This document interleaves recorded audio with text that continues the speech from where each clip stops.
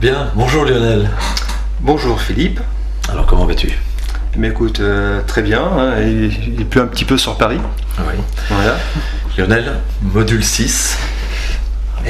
Déjà module 6, hein, ouais, Philippe. Ouais, c'est vrai que ça avance. Ça avance. Ça avance. Aujourd'hui, un titre très alléchant. Mhm. L'inconscient et sa religion. Ah, l'inconscient et sa religion, oui. Bon. Oui.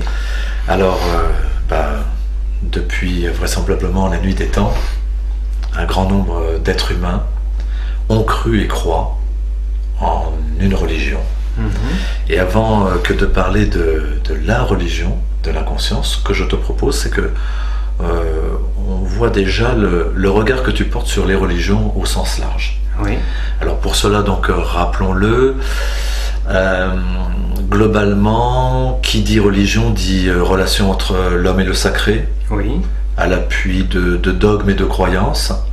Que penses-tu donc, toi, des religions au sens large? Ben, je pense qu'au sens large, les religions ont leur utilité depuis la nuit des temps, puisque ça a permis à l'homme de survivre aux souffrances qu'il a endurées de par la nature, d'une part, et après, par rapport aux guerres après qui se faisaient entre eux, et après, au niveau donc, du temps qu'ils faisaient, au niveau de la santé, hein, et donc ces dieux-là ont eu leur utilité pour permettre aux gens de survivre et de pouvoir passer par rapport à leurs souffrances en fait. D'accord, donc l'être humain cherchait une réponse à ses difficultés via un acteur extérieur. Par rapport à un acteur extérieur, et donc là ça vient depuis la nuit des temps sur des phénomènes de type météorologique dont ils ne comprenaient pas la signification, par exemple la foudre, les inondations, tous les tremblements de terre, enfin tout ce qui est d'origine, si tu veux, climatique. Et donc ils ont associé, du temps des Grecs notamment, pour la foudre et la pluie c'était Zeus et Jupiter, et pour les problèmes de marée ou quoi que ce soit pour les marins, notamment au niveau des Grecs, c'était Neptune ou Poséidon, hein, qui étaient des dieux. Et les Grecs avaient de multiples dieux, il y avait Vénus, Bacchus, enfin, etc., et qui ont été repris également par les Romains. Et donc c'était des religions polythéistes en règle générale du temps des Romains et des Grecs, mais auparavant ça peut être également des figures sacrées qu'il pouvait y avoir, notamment les fameuses Vénus au niveau de la préhistoire, hein, la déesse de la fertilité à ce niveau-là, et donc qui permettait à l'être humain de survivre après. Et après, de polythéiste, c'est devenu, parce que l'être humain est très superstitieux, hein, est devenu par la suite monothéiste sur les 3 dernières grandes religions qu'il y a actuellement. Mais dans le monde, il y a des peuples qui sont gouvernés par des croyances polythéistes, notamment en Inde, notamment les Indiens, ou monothéistes, tels qu'en Occident actuellement, ou en Moyen-Orient. Tout à fait. Donc, effectivement, comme tu le dis, cela a pu revêtir plusieurs aspects. Ouais. On a l'animisme, on a le polythéisme, donc védique, enfin hindou. On a omis de parler des Sumériens et des Égyptiens, mais évidemment tu les avais intégrés dans tes propos. Tout à fait. Il y a les peuples primitifs avec les baleines au niveau des Inuits, hein, au niveau des grands totems, au niveau des Amérindiens d'Amérique du Nord, au niveau des Africains qui avaient des dieux africains qui existent aussi. Donc dans chaque partie du monde, il y avait partout des entités qui étaient représentées par des divinités en fait. Okay.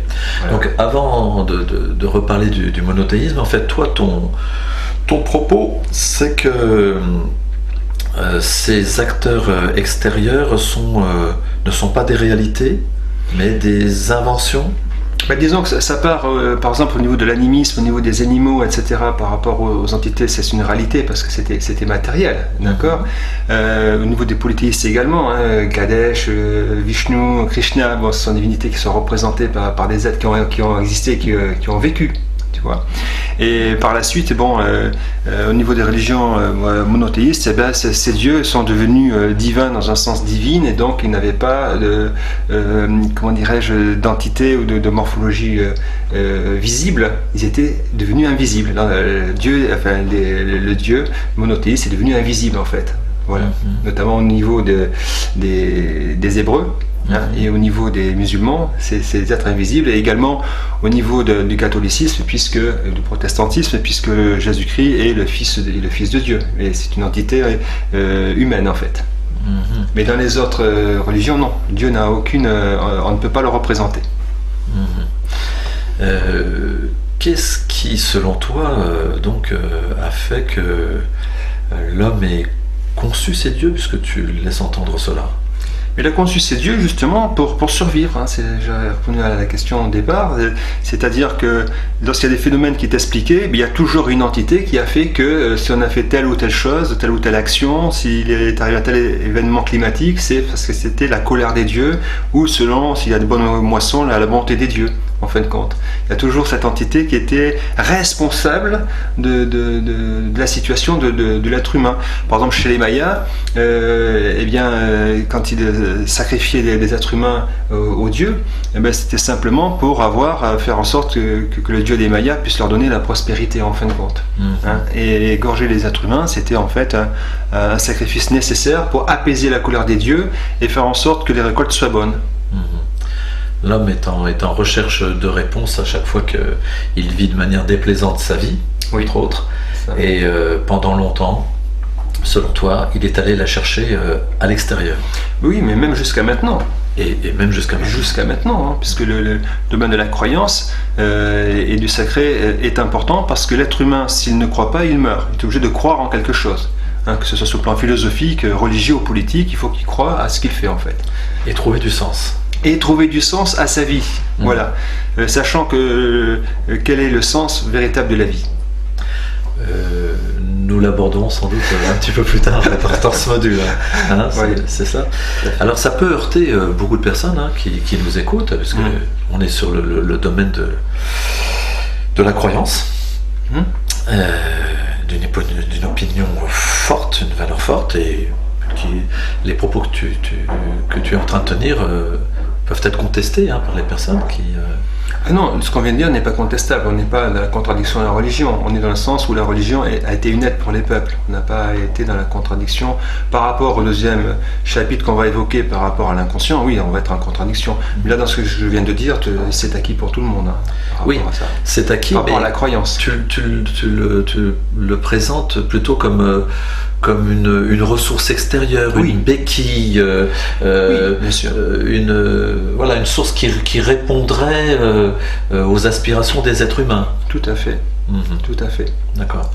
Vois-tu autre chose à nous évoquer au niveau de ces différentes religions? Au niveau des religions, le problème de la religion, c'est que si ça reste dans le domaine spirituel, ça va très bien, mais si ça entre dans le cadre de la politique, c'est là où ça ne va plus du tout. Lorsqu'on est dans le spirituel, on reste dans le spirituel, dans la sphère spirituelle, mais on ne va pas dans la sphère politique. Et malheureusement, les religions ont été servies à des fins politique.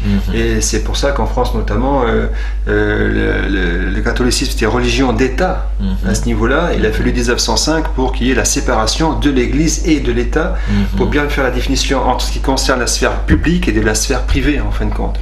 Voilà. Et donc c'est pour ça que la laïcité est d'une meilleure politique dans le monde, parce que ça permet justement à tout un chacun de garder sa croyance. D'accord, de croire ou de ne pas croire, mais dans la sphère publique de ne pas faire intervenir la religion qui n'a rien à voir concernant comment peut-on vivre entre nous en fait compte. Ça peut être spirituellement, on garde sa spiritualité, on vit en fonction de sa spiritualité, mais on ne peut pas imposer aux autres au nom de la religion sa spiritualité. D'où cette notion de laïcité que toi tu as évoquée concernant l'inconscient. Tout à fait, qui est fondamentale, oui. C'est pour ça que dans le titre L'inconscient, le Dieu laïque, c'est une notion, c'est une formule magique qui réunit aussi bien le spirituel, si tu veux, et l'être humain. Ça réconcilie totalement la spiritualité de l'être humain, puisque c'est l'élévation de l'homme par la science et la connaissance, et notamment puisque je situe l'inconscient de l'homme dans l'estomac et les intestins, et c'est pour ça que je dis que nous sommes donc tous des dieux, donc Dieu est en nous, tout simplement. Et donc moi je suis croyant, je te rassure, je crois en moi, je crois en mon inconscient, je crois en Lionel, parce que je m'appelle Lionel, je crois en Lionel, j'ai foi en Lionel, donc j'ai la foi. Au fond de moi, j'ai une foi chevillée au corps, donc ça doit être très loin, c'est dans mes tripes. Et donc, dans toutes mes prières ou mes demandes, mes suggestions, je demande à mon Dieu personnel, à Lionel, de faire le nécessaire. Voilà. Et donc, il y a une façon aussi de parler à son propre Dieu. Là, tu t'engages sur Dieu et sa religion. Oui, Dieu et sa religion. Enfin, l'inconscient et sa religion. L'inconscient et sa religion. Sa religion. Oui. Religion interne. Religion interne, oui. Donc, lorsqu'on parle de Dieu, on lui associe souvent deux grandes qualités. Oui. Omnipotence, omniscience. Oui. Est-ce que l'on retrouve ces deux qualités? Complètement, omnipotent, omniscient, parce qu'on a vu ça dans le module l'inconscient et sa médecine, ou l'inconscient et son alimentation, et on se rend compte que l'inconscient a un pouvoir qui est colossal, c'est-à-dire il a le pouvoir de faire en sorte que l'être humain ne tombe jamais malade, ou si on ne le nourrit pas correctement ou si on ne lui parle pas correctement, il peut produire des toxines qui peut tuer l'inconscient. Donc le conscient, comme on l'a expliqué dans l'alimentation, peut faire en sorte que l'inconscient peut tuer l'inconscient. C'est-à-dire l'inconscient veut tuer le conscient, mais en fin de compte, la personne va mourir en fin de compte. Voilà. Parce que c'est pour ça qu'il est omnipotent et omniscient, c'est-à-dire que l'inconscient est vérité, c'est l'être vérité pure, c'est Dieu, et donc il ne faut pas déclencher la colère de Dieu, parce qu'elle peut être terrible.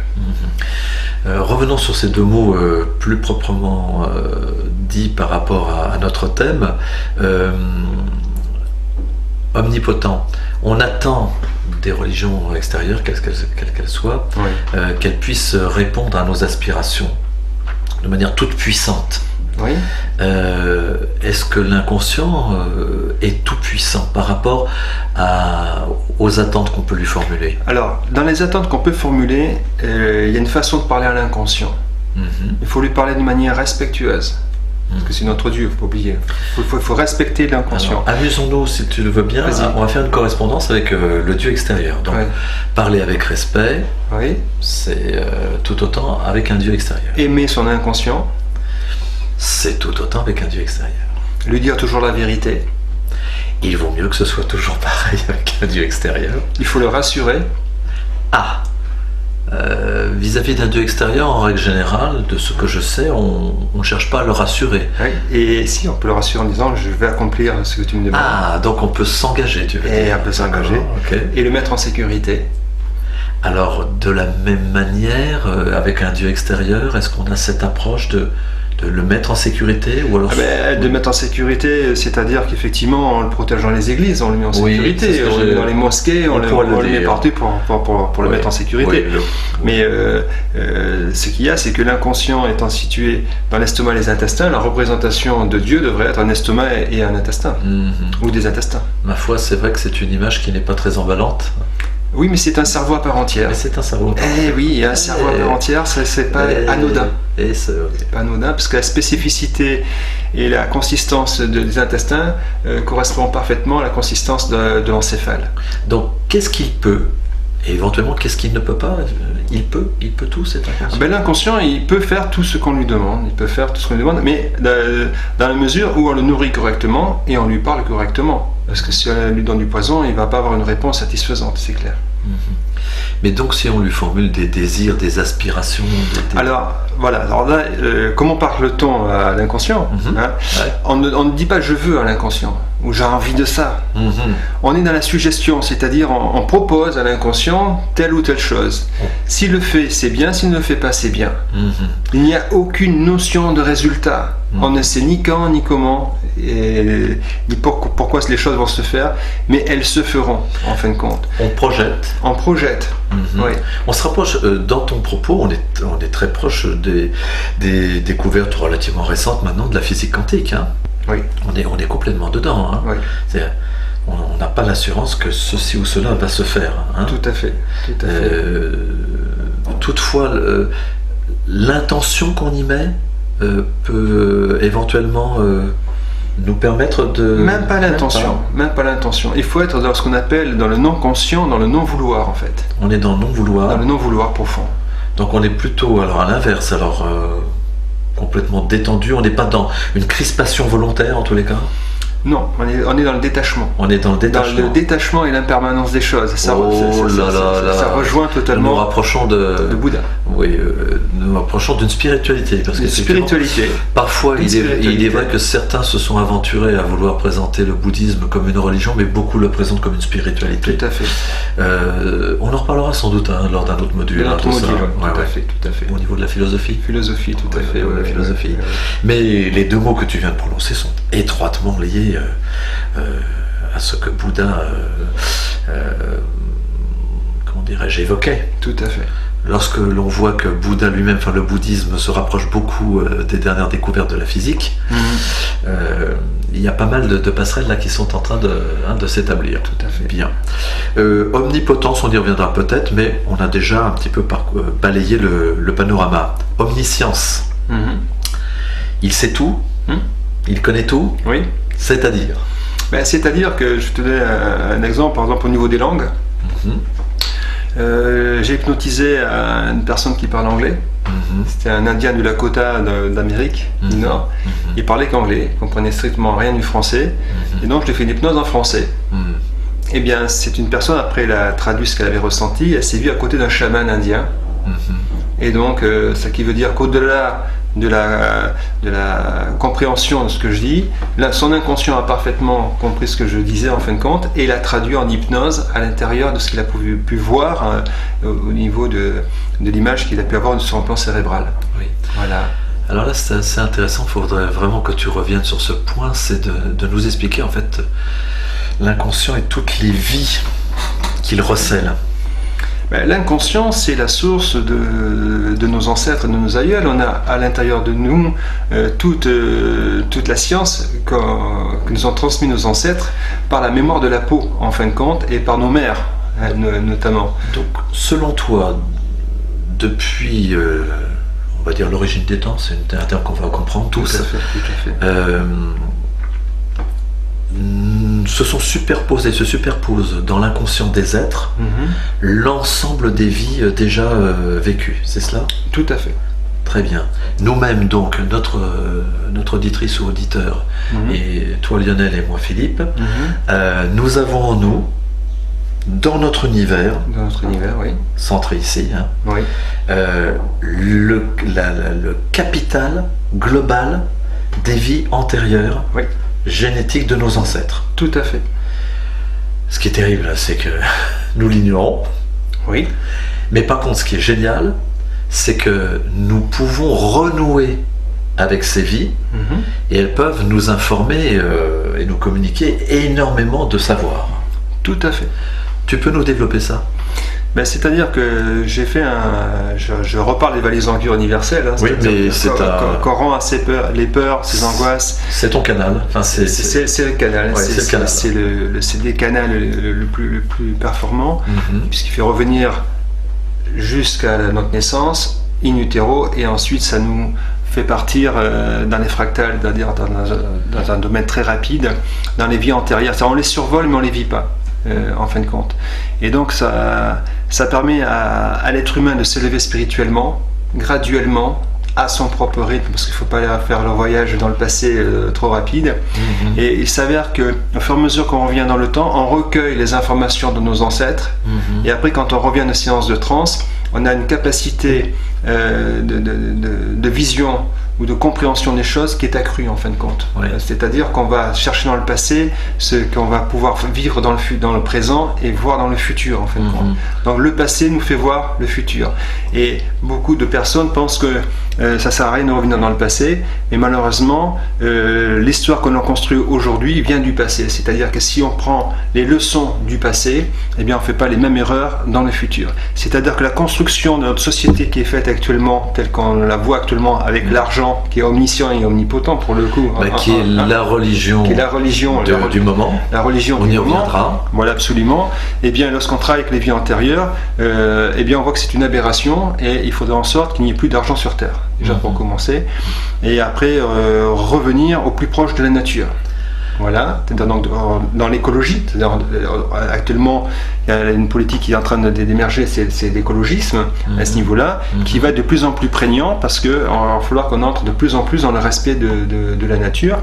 Au niveau humain, plus on va dans les vies antérieures, plus on se rend compte que la famille c'est très important, que les relations hommes-femmes c'est très important, que les relations avec les enfants c'est encore aussi important, et qu'en fait on doit revenir à des choses les plus simples et ne plus aller dans cette complexité dans laquelle on rend les gens aveugles en fait.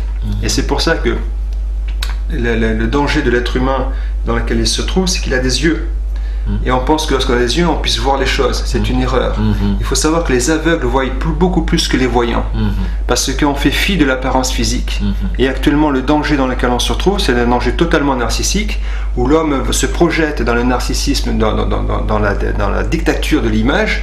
Et il est en train de mourir de cela, de cette fameuse image qu'on veut donner au niveau des hommes, au niveau des femmes, etc., qui doivent maintenant pratiquement se maquiller et porter des jupes. Les hommes, si on continue, on va y arriver. Oui. Et c'est une boutade. Mais tu serais mignon d'ailleurs. Je serais très sympa comme ça. Mais mais je pense que tout cela n'est que un artifice. Ce sont des artifices, c'est complètement factice. Et on vit dans une vie qui n'a plus aucun rapport avec la notion d'humanité. En fait, la vue est courte à l'heure actuelle. La vision est vraiment réduite concernant nos contemporains. Alors que je vais revenir sur ta notion de vision en effectuant ces voyages entre guillemets avec l'inconscient. Pardon, je demande de me passer l'appareil parce qu'on ne le voit pas. Passe-moi. Bon, là, c'est très bien. Contingence du direct. On va pouvoir le voir d'une manière. Donc, mon cher Lionel, je voudrais, si tu le veux bien, que nous revenions sur cette notion de vision. Voilà. Vision agrandie. Oui. À chaque fois, dès que nous communiquons de manière de plus en plus performante, intéressante avec notre inconscient. Une vision que tu as reliée à la compréhension que nous avions de notre relation avec la Terre. Oui. Au-delà de cette relation avec la Terre, est-ce que l'on peut avoir une vision plus universelle, donc sortant de notre planète, une relation, une vision, une compréhension vis-à-vis du système solaire ou d'autres univers, ou bien est-ce que dans ma question je m'égare? Reformule. J'en refais. Vision, assurément. Oui. Vision de l'invisible beaucoup plus que du visible, puisque là, pour l'instant, l'un des problèmes, entre autres, des Occidentaux, c'est d'avoir vraiment une vue extrêmement courte. On est bien d'accord. Bien. Donc on est dans l'invisible. Tu as évoqué la notion de mieux comprendre notre relation par rapport à la Terre. Oui. Très bien, donc une vision par rapport à Gaïa impeccable. Est-ce que ces voyages que nous faisons via l'inconscient nous permettent d'appréhender, de comprendre d'avoir d'autres informations émanant du système solaire ou des systèmes autres de galaxies? Ou est-ce que ma question est délirante? Non, je pense qu'il y a toujours une corrélation entre l'univers et nous. Par rapport à ça, au niveau de l'incidence de la Lune, au niveau électromagnétique, sur nos humeurs, sur les hormones de l'homme, etc., la Lune a une importance importante. Le Soleil, au niveau de la vie, s'il n'y a pas de photosynthèse, il n'y a pas de vie sur Terre, et donc s'il n'y a pas d'herbe, il n'y a pas de vie, ou s'il n'y a pas d'algues, il n'y a pas de vie, donc le Soleil est important. Les autres astres, notamment au niveau de Jupiter, de mémoire, a une incidence également sur comment la Terre évolue dans la galaxie. Au niveau. C'est Jupiter qui. C'est Jupiter. Moi j'ai dit quoi? Non, c'est bien. C'est Jupiter. Mais qui régule en fait. Dis-moi, c'est Jupiter qui régule. Qui régule la circulation, l'ordre régnant dans le système solaire. Voilà. Donc on voit l'incidence qu'il y a des planètes sur la Terre, notamment du fait que nous soyons vivants, que nous soyons dans un système qui est tout à fait. Où il y a très peu de vie. À ce jour, on n'en a pas trouvé. Il y en a certainement d'autres vies sur d'autres planètes, ça j'en suis convaincu aussi. Mais la chance que l'on a actuellement d'être des êtres multicellulaires complexes et d'avoir cette conscience et de comprendre cette chose, c'est tout à fait inouï. On ne se rend même pas compte la chance inouïe qu'on a. C'est même pas la peine de jouer au loto pour gagner de l'argent. On gagne le loto tous les jours. Chaque matin que chaque être humain se lève, eh bien chaque être humain gagne au loto. Et il y avait une petite phrase que disait un maréchal ferrant de ma campagne, qui disait en se levant, et Tagadak encore une belle journée. Et d'ailleurs son surnom s'appelait Tagadak. Eh bien, il avait absolument tout compris en peu de choses. Le fait qu'il ouvre sa fenêtre et dit, et Tagadak encore une belle journée, il avait la conscience que d'être vivant, combien c'est bon et combien il faut être heureux et avoir le sourire du matin jusqu'au soir. Alors justement, là je vais rebondir sur ton mot, il a la conscience, parce que il y a une confusion qui s'établit très souvent dans l'esprit des êtres humains. Oui. Repositionnons les choses. L'inconscient, selon nous, c'est un allié, c'est plus qu'un allié, oui. C'est Dieu laïque. Oui. Le conscient, au contraire, nous égare. Le conscient nous égare. Le conscient nous égare, oui. Mais l'action de prendre conscience, oui. D'avoir conscience, oui. C'est une action épatante. Oui. Ce que je veux dire par là, c'est que très souvent dans le vocabulaire des gens, il y a confusion entre le conscient et avoir conscience, prendre conscience. Oui. On est bien d'accord avec ça. Tout à fait. Prendre conscience, c'est une action très enrichissante pour l'être humain. Tout à fait. Le conscient induit dans la vérité ou dans le mensonge, mais souvent dans le mensonge, et prendre conscience, c'est quand le conscient est dans la vérité. Et c'est quand le conscient s'il devient vérité, il devient inconscient, c'est-à-dire il devient Dieu. Quand le conscient est dans la vérité, il devient Dieu. Impeccable. Voilà. Nous sommes d'accord. Non, la question que je te posais, c'était à propos des autres univers, c'était éventuellement, est-ce que l'on peut constater qu'il y a des informations voilà, d'autres sources, émanant d'autres systèmes, mais apparemment, pour l'instant, tu n'as pas de réponse par rapport à ça. Pour le moment, je n'ai pas de réponse, dans un sens où l'être humain est sur Terre actuellement, dans une notion à l'origine de survie, en fin de compte, puisque à l'origine des temps, nous étions des êtres unicellulaires immortels, tant pour moi, être unicellulaire immortel, et ensuite, du fait de la richesse de la nourriture, on est devenu des êtres multicellulaires, et à partir du moment où on est devenu multicellulaire, on est devenu mortel. Et là, par rapport aux êtres unicellulaires immortels, eux n'ont pas à avoir conscience de quoi que ce soit, ils sont immortels, parce qu'ils ne comportent qu'une seule cellule. Nous, on devient mortel parce qu'on est multicellulaire. Et on prend conscience, pas souvent, que on est dans un système de survie, en fin de compte, à l'origine des temps. Et par l'opulence dans laquelle on est, on n'en a même plus conscience qu'on est dans la survie. Bon, il y a actuellement 1 milliard d'hommes sur Terre qui sont dans la survie, qui meurent de faim, qui meurent d'eau, etc. Eux, ils sont dans la survie à ce niveau-là. Nous ne le sommes pas. Nous sommes riches à milliards. Nous avons une richesse qui est indécente et on devrait restituer toute la richesse qu'on accumule à l'ensemble de ces peuples. Sauf que il va falloir réguler la population par rapport à ce que la nature va pouvoir produire, en fin de compte, tout simplement. C'est-à-dire, il va falloir que lorsqu'on consomme, on ne puisse pas abîmer la terre pour qu'on puisse donner une terre la plus pure possible à nos enfants. Et donc, c'est cette notion de survie dans laquelle nous avons abandonné temporairement, parce que demain on va retourner à la survie, parce on épuise tellement les ressources de la Terre que fatalement, de toute façon, on va se retrouver dans un domaine de survie, le mouvement du balancier. Donc on peut être un État qui est riche aujourd'hui, qui va être pauvre demain. Il suffit d'un krach financier qui arrive, et si actuellement tout est ruiné. S'il y a une centrale nucléaire qui explose en France, eh bien l'immobilier ou tout ce qui coûte actuellement ne vaudra plus rien, parce que ce sera irradié. Donc il faut se dépêcher à fermer les centrales nucléaires, d'une aberration totale de l'être humain au profit que de quelques-uns. Et là, il faut arrêter cela immédiatement. Donc tu vois que la survie de l'être humain, c'est pour ça que l'inconscient nous donne ces informations. Il nous donne des informations qu'il ne faut pas continuer le chemin dans lequel nous nous trouvons actuellement. Il y a de tels intérêts financiers, malheureusement, que le conscient de l'homme fait perdurer, malheureusement, le plaisir, entre guillemets, mais qui va nous amener à notre perte. De toute façon, on va droit dans le mur aujourd'hui, dans le mur de l'argent d'ailleurs, puisque l'argent n'existe pas. Ça me fait penser au Pink Floyd avec The Wall, un mur à faire s'écrouler in fine. In fine, il s'écroulera même si voilà. Revenons à cette notion de religion. très souvent, on associe la religion à une notion de sens, enfin donner du sens. Oui. Qu'est-ce que tu peux dire par rapport à cette notion-là? Parce que les êtres humains sont en recherche, veulent comprendre. Mais le sens de la vie, c'est la survie. C'est la survie, c'est la pérennité de l'espèce, en fin de compte. En fait, il faut penser notre vie comme une plante. Une graine va en terre, elle germe, elle émet une plante qui fait des fleurs et qui pérennise l'espèce.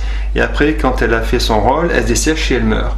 Et en fin de compte, nous ne faisons pas plus qu'une plante et pas plus que l'arbre, puisqu'on est issu des arbres, puisque nous sommes des primates qui ont été fabriqués par les arbres pour pérenniser la forêt, en fin de compte. Alors, pour ceux qui nous écoutent, ils pourraient dire, dis donc, c'est drôlement décevant. C'est ça le sens de la vie? Le sens de la vie, c'est la pérennité de l'espèce, oui. C'est aussi simple que ça, parce que nous sommes des êtres multicellulaires, donc mortels. Et nous serions immortels, nous ne poserions pas les questions, mais nous ne serions conçus que d'une seule cellule. Et donc, ne trouves-tu pas étrange, comment expliques-tu qu'à ce moment-là, les êtres humains rêvent ou aspirent à quelque chose de bien plus puissant que... L'orgueil, la fatuité, la vanité. C'est que l'homme veut toujours plus, mais il n'aura rien. C'est-à-dire qu'il va à la recherche de concepts ou d'idées ou de principes totalement erronés. Il se noie dedans, mais ça fait partie de l'homme, puisque l'homme peut avoir une forme névrotique ou psychotique, schizophrénique ou paranoïaque, mais c'est dans l'être humain qui est comme ça, c'est-à-dire qu'à la poursuite des chimères, des délires, mais ça fait partie de l'homme, ça fait partie de l'homme. Sauf qu'il y a des philosophies, notamment le bouddhisme, qui remet l'homme au centre de la société, où on parle de la vacuité, où on parle du non-conscient et de la non-pensée. Donc ce sont ces philosophies qui sont au plus proche de la vérité, puisque l'inconscient n'a besoin que d'une seule chose, c'est bien manger, dormir, penser utilement, et l'inconscient est obsédé par la survivance de l'espèce. Voilà. Et c'est notre conscient qui, au fil des siècles, a construit, échafaudé des cathédrales de pensée, d'idées, de fantasmes. De fantasmes, voilà. Fantasme pour survivre au départ, et maintenant il se sert de ces idées pour manipuler les opinions et au profit mercantile du capitalisme moderne. En tous les cas, ça sert des intérêts particuliers par rapport à une grande masse de gens qui, bien sûr, qui entre guillemets subissent tout à fait, puisqu'à l'origine ces dérives. La spiritualité était faite pour l'intérêt général, et il y a certains qui se servent de la spiritualité à des intérêts particuliers. Voilà, par exemple l'histoire de Bush qui fait la guerre en Irak en disant que Saddam Hussein est Satan pour lui piquer tout son pétrole. Voilà, donc au nom de la religion, ça s'est servi de dire nous, l'Occident, etc., on va pourfendre la croisade. En faire l'histoire des croisades, qui est une aberration la plus totale, la plus folle, et qui ne tient absolument à rien, parce que c'est de l'ordre de la manipulation des masses. Je ne sais pas si on l'a déjà dit dans l'un de nos modules, la complexité sert des intérêts privés. Oui, alors que la simplicité, tout à fait, sert l'intérêt général. Tout à fait. La complexité de notre société sert l'intérêt particulier, et la simplicité sert l'intérêt général. C'est-à-dire que si simplement on répartit les richesses à l'ensemble de la Terre, si on simplifie, c'est l'intérêt général. Mais si on ne veut pas répartir les richesses, on sert l'intérêt particulier du capitalisme, ce qui fait qu'il va s'effondrer lui-même par lui-même. Pour finir, avant de passer à notre troisième partie très prometteuse, on comprend assez facilement que s'il n'y a pas de Dieu extérieur, comme tu le dis, de réalité externe, on comprend très facilement que quelles que soient les invocations formulées par les croyants, Dieu, aide-moi, etc., il n'y a aucune réponse de l'autre côté. Tout à fait, sauf si Dieu on le remplace par son prénom. Ah, et c'est pour cela, mon cher ami, que voilà. Mon cher Lionel, ces modules sont construits. Bien. Bon. Alors là, grande originalité, mon cher Lionel, parce que tu nous proposes quelque chose. Alors, que nous proposes-tu Ce que je propose à ce niveau-là, c'est de voir que dans les textes bibliques monothéistes, que ce soit donc le Coran, le Talmud ou les textes du Nouveau Testament, eh bien ces textes-là correspondent totalement à l'inconscient de l'homme. C'est-à-dire que les religions ont été proches de l'inconscient, elles ont toujours été très proches de l'inconscient. Oui, elles ont satellisé. Ils ont satellisé, c'est-à-dire que ce qu'ils mettaient à l'extérieur était tout simplement à l'intérieur. C'était donc l'inconscient. Dieu, c'est l'inconscient de l'homme qui est situé dans l'estomac et les intestins. Et je vais vous démontrer par quelques lectures. Alors, je ne vais pas vous dire sur quel texte je les ai pris. C'est à vous de savoir si c'est dans le Coran, si c'est dans la Bible, ou si c'est dans le Talmud, tu nous as dit. Le Talmud, on verra, ouais. Voilà, ou la Torah. Ou la Torah. Parce que le Talmud, c'est peut-être un texte qui est plutôt... tu m'étonnais. Non, la Torah, on préfère la Torah. Plutôt la Torah. Le Pentateuque. Comme ça, nous sommes sur les trois monothéismes. Sur les trois monothéismes. Et on va voir que dans leur texte, à chaque fois, ils s'adressent uniquement à l'inconscient de l'homme. Ce qu'ils mettent à l'extérieur est à l'intérieur. Et donc, je vais vous faire... Je vais le faire. Et en fait, compte, ça va être, en fait, Philippe, ta description, ça va être ma description, et je vais décrire parfaitement la description de tout un chacun. Alors là, je vais prendre un texte, alors je ne dis pas de qui c'est, je fais de la publicité sur personne. Et je vais essayer de traduire in vivo par rapport à ça un texte qui est écrit dans le Nouveau Testament et que je... Comment ? Qui n'est écrit nulle part. Mon cher ami. Je viens lâcher la bride, mais tant pis, bon, c'est fait avec plein d'erreurs, mais c'est pas grave. Enfin, une erreur technique. Ça fait partie de l'originalité de nos modules, allez, vas-y. C'est pas grave. Alors, je vais vous parler de l'inconscient dans un texte biblique. Voilà. Alors, le texte dit « Ce qui était dès le commencement et que nous avons entendu, ce que nous avons vu de nos yeux, ce que nous avons contemplé, et que nos mains ont touché concernant la parole de vie. Car la vie a été manifestée, et nous l'avons vue, et nous lui rendons hommage, et nous vous annonçons la vie éternelle qui était auprès de l'inconscient de l'homme, et qui nous a été manifestée. Ce que nous avons vu et entendu, nous vous l'annonçons, à vous aussi, afin que vous aussi vous soyez en communion avec nous. Or, notre communion avec l'inconscient et son Fils, l'intuition, et nous écrivons ces choses afin que notre joie soit parfaite. La nouvelle que nous avons apprise de lui et que nous vous annonçons, c'est que l'inconscient est lumière et qu'il n'y a point en lui de ténèbres. Si nous disons que nous sommes en communion avec lui et que nous marchions dans les ténèbres, nous mentons et nous ne pratiquons pas la vérité. Mais si nous marchons dans la lumière de l'inconscient, comme il est lui-même dans la lumière, nous sommes mutuellement en communion. Dans l'intuition, nous nous séduisons et nous sommes en communion, et l'intuition nous purifie de tout péché. Si nous disons que nous n'avons pas de péché, nous nous séduisons nous-mêmes, et la vérité n'est point en nous. Si nous confessons nos péchés, il est fidèle et juste pour nous les pardonner, et pour nous purifier de toute iniquité. Si nous disons que nous n'avons pas de péché, nous le faisons menteur et sa parole n'est point en nous, c'est-à-dire dans l'inconscient.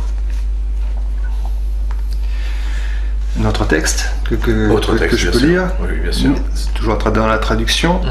Mes petits enfants, je vous écris ces choses afin que vous ne péchiez point. Et si quelqu'un a péché, nous avons un avocat auprès de l'inconscient et l'intuition.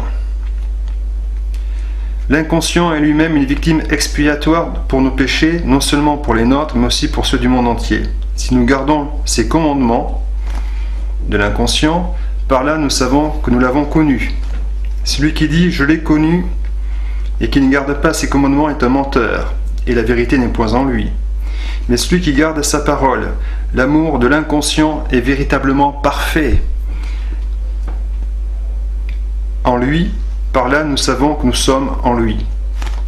Celui qui dit qu'il demeure en lui doit marcher aussi comme il a marché lui-même. Bien-aimés, ce n'est pas un commandement nouveau que je vous écris, mais un commandement ancien que vous avez lu dès le commencement. Ce commandement ancien, c'est la parole que vous avez entendue. Toutefois, c'est un commandement nouveau que je vous écris. Ce qui est vrai en lui, dans l'inconscient et en vous, car les ténèbres se dissipent et la lumière véritable paraît déjà.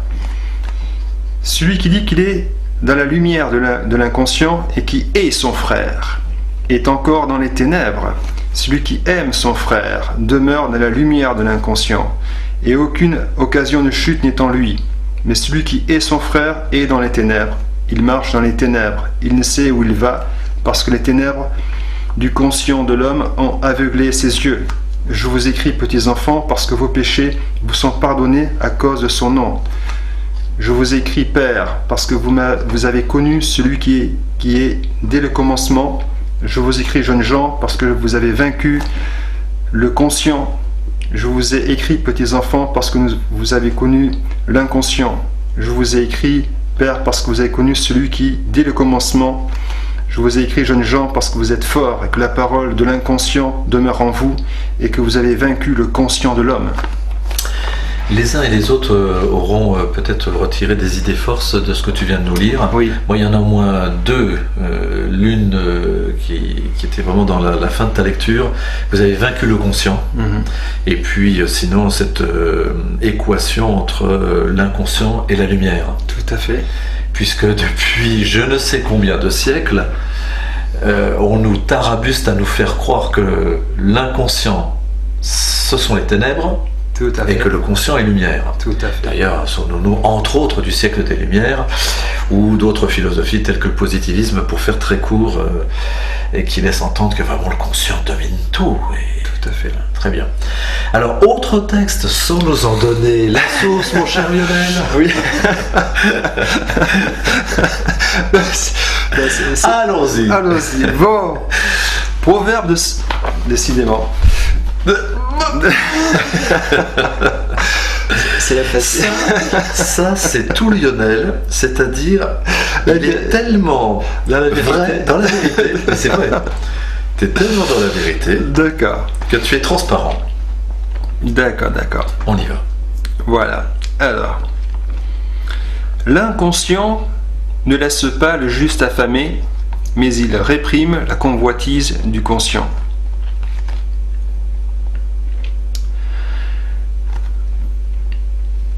Amasser en été est d'un homme avisé de l'inconscient. Dormir à la moisson est d'un homme indigne, représentant le conscient. Bénédiction sur la tête de l'inconscient, mais la bouche des impies du conscient recouvre la violence. La mémoire de l'inconscient est en bénédiction, le nom du conscient tombe en pourriture.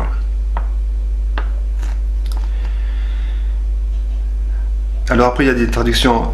Alors, l'inconscient au cœur sage accepte les ordres. Le conscient aux lèvres folles court à sa perte.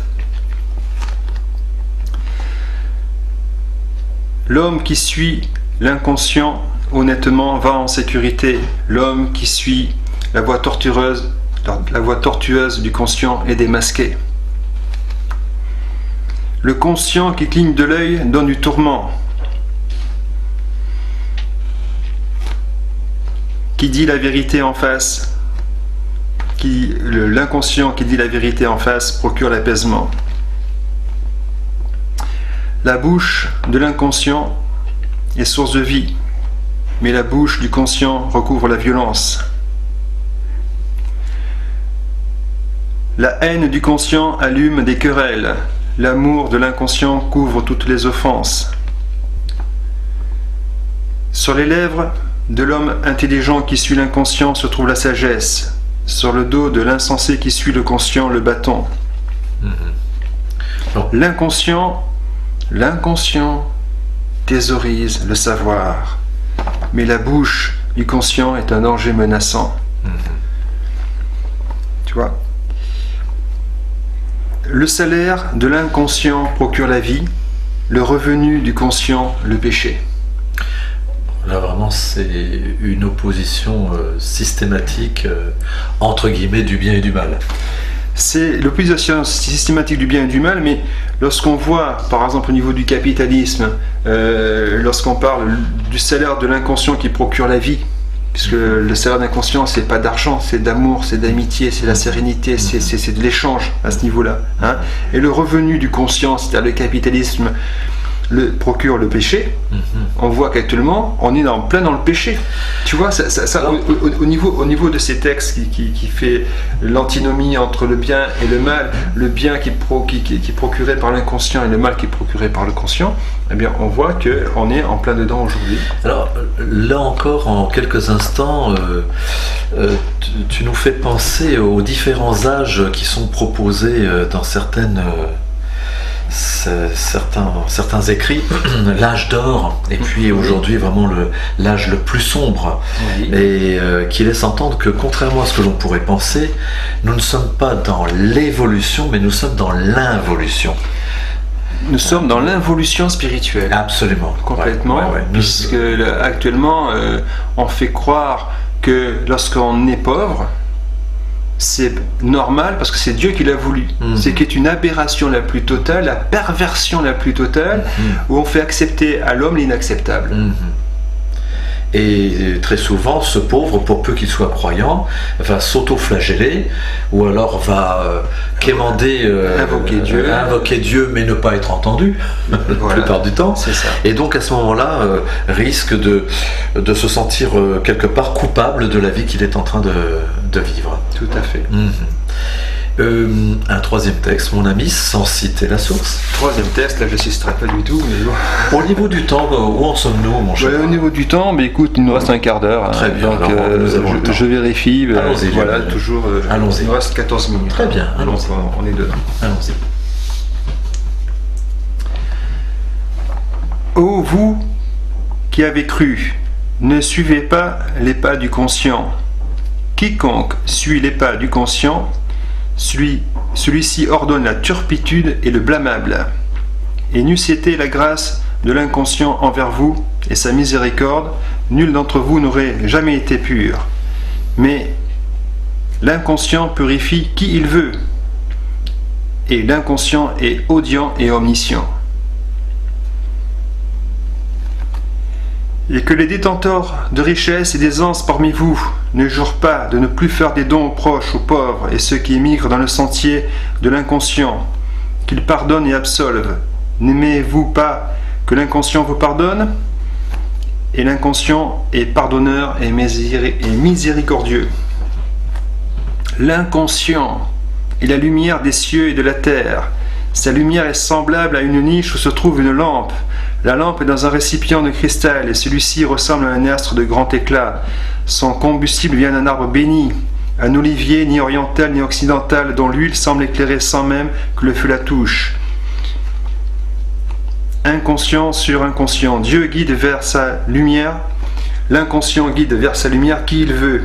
L'inconscient propose aux hommes des paraboles et l'inconscient est omniscient.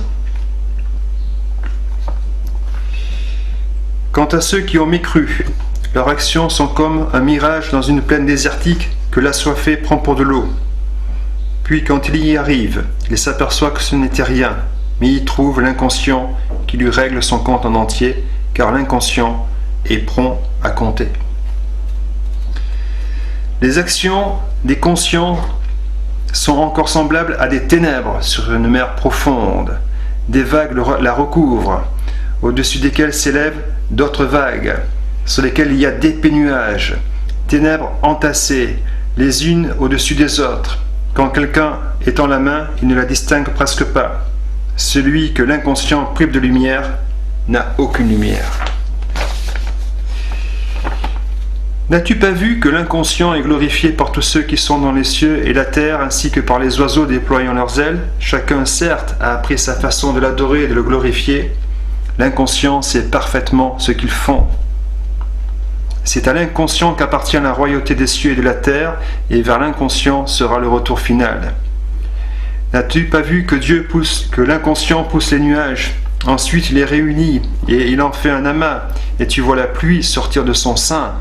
Et l'inconscient fait descendre du ciel de la grêle, provenant des nuages à des montagnes. L'inconscient frappe, et il veut, et l'écarte ce qu'il veut. Peu s'en faut que l'éclat de son éclair ne ravisse la vue. L'inconscient fait alterner la nuit et le jour. Il y a un sujet de réflexion pour ceux qui ont des yeux. Et l'inconscient a créé au dos tout animal. Il y en a qui marchent sur le ventre, d'autres marchent sur 2 pattes, et d'autres encore marchent sur 4.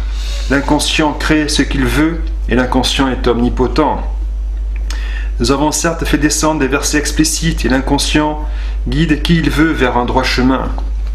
Et ils disent, nous croyons en l'inconscient, et au message d'entre eux fait volte-face. Ce ne sont point ceux-là, les croyants de l'inconscient. Et quand on les appelle vers l'inconscient et son intuition pour que celui-ci juge parmi eux, voilà que quelques-uns d'entre eux s'éloignent. Mais s'ils ont le droit en leur faveur, ils viennent à lui soumis. Y a-t-il une maladie dans leur cœur, ou doutent-ils, ou craignent-ils que l'inconscient les opprime, ainsi que son intuition? Non, ce sont eux les injustes. Et quiconque obéit à l'inconscient et à son intuition, et craint l'inconscient et le redoute, alors voilà ceux qui récoltent le succès. Alors avant que nous ne rebondissions sur certaines phrases, le premier texte donc émanait, le premier que tu as lu, oui. C'était c'est émané du Nouveau Testament, c'était le premier épître de Jean. Entendu. Voilà. Le second texte. Le second texte, c'était des proverbes de Salomon. Entendu. Voilà, dans la Torah. Et ensuite, c'était un texte du Coran. Le dernier est un texte du Coran. Du Coran. Et là, on voit que, en lisant ces textes, on ne parle que de l'inconscient de l'homme, on ne parle que de soi. Et en fait, on peut dire que la religion de l'inconscient est non seulement dans tous les textes sacrés, mais également non sacrés, puisqu'on peut se faire ses propres textes soi-même, à partir du moment où les textes qui sont émis par les uns et les autres sont par la voie de la vérité. Rien que la vérité. Et aucunement dans le mensonge. Comprenons-nous bien, c'est le mot inconscient qui est énoncé au fil des... Oui. C'est pas le mot Dieu. Non. Alors, il serait intéressant un jour ou l'autre de converser avec les hommes religieux qui enseignent ces textes auprès des pratiquants. Comment, lorsqu'ils lisent ces différentes phrases, quel lien font-ils avec Dieu, puisque on a l'impression d'entendre parler de Dieu. Ils ne sont pas forcément en désaccord avec ce que je dis, puisque dans leur texte aussi, Dieu est en nous. Donc le fait de dire qu'il y a une partie de Dieu en nous, c'est-à-dire qu'eux, ils mettent un bémol dans un sens, ils disent qu'il y a une partie de Dieu qui est en nous, mais il y a un Dieu qui est à l'extérieur. Et que c'est Dieu qui aurait placé par exemple l'inconscient en nous, il pourrait le dire cela. Absolument. Toutefois, il prête des qualités d'omniscience et d'omnipotence à l'inconscient, qui équivalent à celles que l'on attribue à Dieu. Tout à fait. Tout à fait. C'est-à-dire qu'en fin de compte, les travaux qui ont été faits par le docteur Erickson notamment, par Freud ou Carl Jung, qui ont travaillé sur l'inconscient, c'est pour ça qu'il y a beaucoup de croyants qui ont eu peur de la psychanalyse à ce niveau-là, à ce moment-là, puisqu'on parlait du divin dans l'homme. Ce sont des textes qui ont été étudiés quand même par les théologiens, notamment au niveau du Vatican. Et donc, à partir de là, à date d'aujourd'hui, c'est pour ça que je dis que Dieu est en nous, parce que scientifiquement ça rejoint la psychanalyse, parce que lorsqu'on dit une chose qui est un mensonge, on s'adresse qu'à soi, et cela ça a été corroboré par une expérience par des neurologues qui ont mis dans l'encéphale d'un être humain des électrodes, et ils ont prononcé le mot Dieu. Donc il y a une partie des neurones qui se sont éclairés au niveau de l'encéphale, et ils ont prononcé le mot moi de la personne, et les neurones se sont éclairés au même endroit, c'est-à-dire que Dieu c'est nous, c'est-à-dire que si on s'adresse à Dieu et que c'est un mensonge, ça fait un contre-transfert, on s'adresse à soi. C'est du même titre lorsqu'on se met en colère, tu es un pauvre con, tu es un idiot, comme on est incapable de répondre à l'autre personne, ce qui se passe c'est qu'on parle à soi-même, et de parler à soi-même fait qu'en sorte l'autre qui le prend au premier degré va pas le prendre dans ce sens, il va dire il m'a traité de con. Non, il sait traiter de con. Et c'est dans ce sens qu'il faut le comprendre. Lorsqu'on dit des propos infondés, injustes ou insultants, cela ne se rapporte qu'à la personne qui le dit, le pense ou le profère, ou comme on dit à la maternelle, celui qui dit qui est. Donc, si on dit un propos infondé que ça s'adresse à soi, si on s'adresse à Dieu et qu'on s'adresse en fait à soi, toute prière que vous faites à Dieu, vous le faites à vous-même. Et pour être dans la vérité à ce niveau-là, il suffit simplement de remplacer le mot Dieu par le prénom de la personne. Justement, est-ce que tu pourrais... impeccable, Lionel. Est-ce que tu pourrais... parler par exemple de Philippe. Oui, et nous dire, par exemple, lorsque l'on parcourt, on lit un ouvrage religieux, en fait, il suffit tout simplement selon toi de traduire Dieu par soi, par son prénom. Par son prénom. Exemple. Par exemple, je vais prendre un texte, je vais continuer à prendre le texte que j'avais, et je vais remplacer. Je vais te décrire à ce niveau-là, tu vas voir. Parle un peu de moi, on parle beaucoup de toi, Lionel. Oui, non mais... Vas-y. Alors, dis, obéissez à Philippe, et obéissez à l'intuition de Philippe. Si tu te détournes, l'intuition de Philippe n'est alors responsable que ce dont il est chargé. Continue, oui. Et tu assumes ce dont tu es chargé.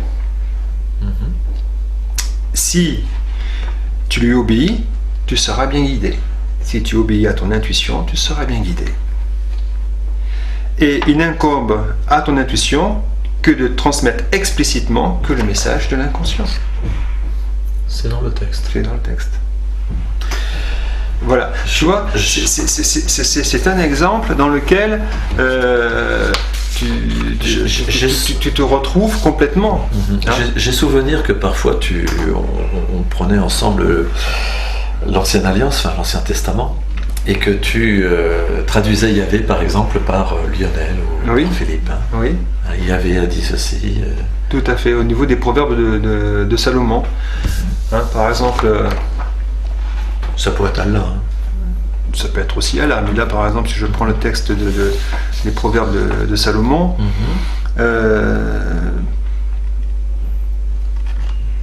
voilà, Lionel ne laisse pas le juste affamé, mais il réprime la convoitise des conscients des autres.